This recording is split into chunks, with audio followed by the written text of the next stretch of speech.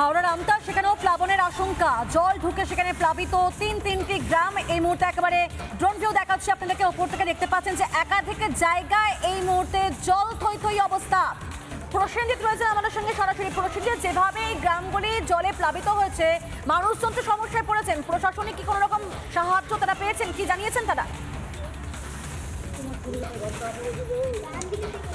দেখো, এখনো পর্যন্ত আমি যেটা চিত্রটা দেখাচ্ছি যে এই রাস্তা ধরে জল দিয়ে কিভাবে সাধারণ মানুষ যাতায়াত করছে, এবং তুমি দেখতেই পাচ্ছ যে পরস্পর এতটাই হাঁটু ওপরে জল, গাড়ি যন্ত্রাংশ খারাপ হয়ে যাচ্ছে। কারণ এই রাস্তার ওপরে গোটা এলাকা, এই ভাটোরা দ্বীপ, এটা হচ্ছে দ্বীপ অঞ্চল, এবং এই দ্বীপেতে গোটা এলাকা একেবারে জলমগ্ন, এবং সেই জলমগ্নের ফলেতে এলাকার মানুষ একেবারে দুর্যোগে পড়েছে বললেই চলে। কারণ যে এলাকায় কোনো সরকারি ত্রাণ বা কোনো ব্যবস্থা নেই এই এলাকাতে, কারণ যে এই এলাকায় বিস্তীর্ণ এলাকা জুড়ে এখন জলমগ্ন।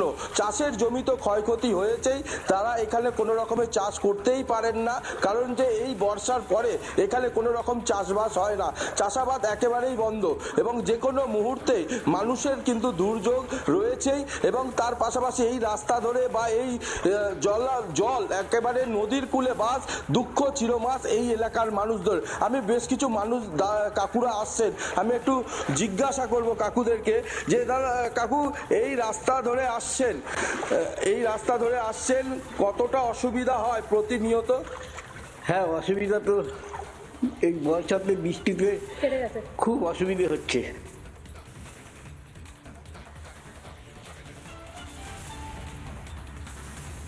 সাধারণ মানুষই বলছেন সমস্যা তারা পড়ছেন, এবং এই সমস্যা একদিন বা দুদিনের নয়, বছরের পর বছর এভাবেই তাদেরকে এগুলো ফেস করতে হচ্ছে, অথচ কিন্তু কোনো রকমভাবে তাদের এই সমস্যার সমাধান হয়নি, সুরাহা হয়নি।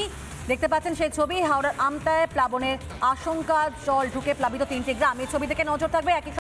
নানা ধরনের কন্টেন্ট দেখার জন্য লাইক করুন, শেয়ার করুন আমাদের ফেসবুক পেজ, সাবস্ক্রাইব করুন আমাদের ইউটিউব চ্যানেল। পাশাপাশি অন্যান্য ব্রেকিং নিউজের জন্য অবশ্যই চোখ রাখুন রিপাবলিক বাংলায়।